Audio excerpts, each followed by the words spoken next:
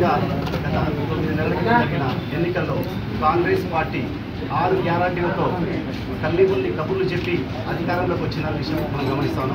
ఇప్పటివరకు మేము కూడా కేసీఆర్ గారి ఆదేశాల మేరకు తెలంగాణలో కొత్తగా ఏర్పడిన కాంగ్రెస్ కొంత అవకాశం ఇద్దాం, మరి వాళ్ళు ప్రభుత్వాన్ని ప్రజలకు ఏం చేస్తుందని చెప్పారు, ఎంతవరకు నెరవేరుస్తారని చూద్దామని చెప్పినారు. వాళ్ళు ఎంతవరకు కూడా అయినాం.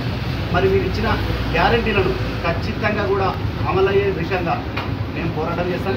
ప్రజల పక్షాన ఉండి ఖచ్చితంగా కూడా మేము ప్రజల్లో ఉండి కలిసి పనిచేస్తాం. ఎందుకంటే అనువు కానీ హామీలను ఇచ్చారు.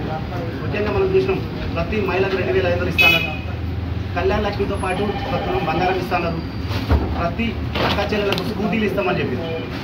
వాటన్నిటిని కూడా పక్క పెట్టేసి ఏం చేసి మళ్ళీ కౌలు రైతులను కూడా మేము ఆదుకుంటాం.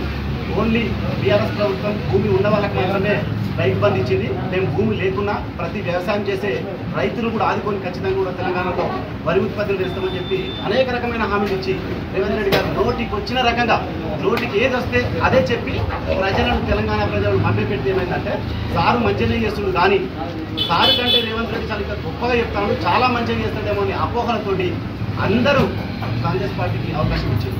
మరి అవకాశం ఇచ్చిన 8 నెలల తర్వాత ఏంటంటే ప్రభుత్వంలో ఉన్న వాళ్ళే ప్రతిపక్షం మీద మాటలు మాట్లాడుతుంటే పాలన మీద దృష్టి పెట్టలేదు. ఇప్పటికైనా మాటలు ఒకసారి మీరు ఆపి పాలన మీద దృష్టి పెట్టి మరి ప్రజలకు మీరు ఏ రకంగా మీ హామీలు నెరవేర్చారో వాటి మీద దృష్టి పెట్టాలి తప్పితే ఏదో రకంగా డైవర్షన్ పాలిటిక్స్ మేము అది చేస్తున్నాం ఇది చేస్తున్నాం మీరు చెప్పి ముందు చేయండి, ఆ తర్వాత మీరు ఇంకెక్కువ చేస్తారో ఏం చేస్తారో చూడండి. ఇవి మీరు ఇచ్చిన హామీలను నెరవేర్చే దిశగా బీఆర్ఎస్ కార్యకర్తలందరూ కూడా కలిసికట్టుగా పోరాటం చేస్తాం. అమలు అవి నెరవేర్చేంత వరకు కూడా మేము ప్రజలతో కలిసి ఉండి దీంట్లో నెరవేర్చుకుంటామని చెప్పి తెలుస్తుంది. ఒకవేళ లేదు, మాకు అవగాహన లేదు, మాకు పాలన మీద అవగాహన లేదు, మాకు తెలియకుండా మేము చెప్పినాం క్షమించండి అని చెప్పి ఎంతవరకు అయితే అవుతుందో ఇప్పటి వరకు మన దేశంలో తెలంగాణ రాష్ట్రం అత్యధిక ధనం ఉన్న రాష్ట్రంగా తయారైంది. మెల్లమెల్లగా దాన్ని ఏంటంటే దిగదార్చే రాజకీయాలు చేస్తా ఉన్నాం. 10 సంవత్సరాలు తెలంగాణలో అదృష్టిగా వర్షాలు పడ్డాయి, చెరువులన్నీ నిండినాయి, మంచిగా సుఖ సంతోషాలతో పంటలు పండించుకున్నాం. సమయానికి మనం పండించుకున్న పంటను ప్రభుత్వం కొనిపించిన కేసీఆర్ గారు సమయానికి 4 రోజుల నుండి 15 రోజుల మధ్యలో మన డబ్బులు వచ్చినాయి.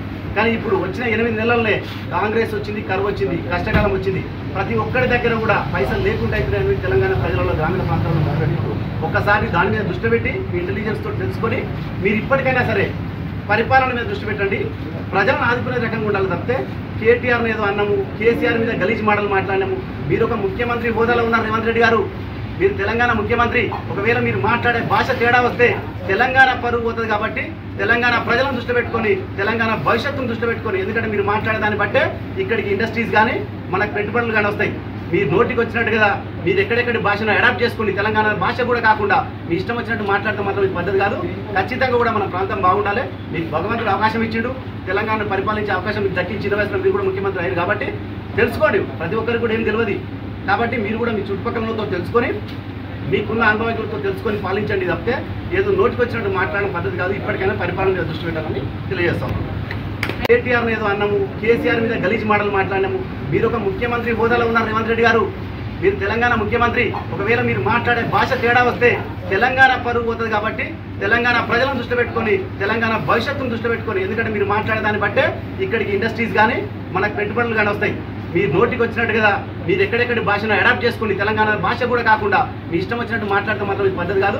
ఖచ్చితంగా కూడా మన ప్రాంతం బాగుండాలి. మీకు భగవంతుడు అవకాశం ఇచ్చిండు, తెలంగాణను పరిపాలించే అవకాశం మీకు దక్కించి 20 వయసులో మీరు కూడా ముఖ్యమంత్రి అయ్యారు. కాబట్టి తెలుసుకోండి, ప్రతి ఒక్కరికి కూడా ఏం తెలియదు. కాబట్టి మీరు కూడా మీ చుట్టుపక్కలతో తెలుసుకొని మీకున్న అనుభవాలతో తెలుసుకొని పాలించండి తప్పితే ఏదో నోటికి వచ్చినట్టు మాట్లాడడం పద్ధతి కాదు. ఇప్పటికైనా పరిపాలన మీద దృష్టి పెట్టాలని తెలియజేస్తాం.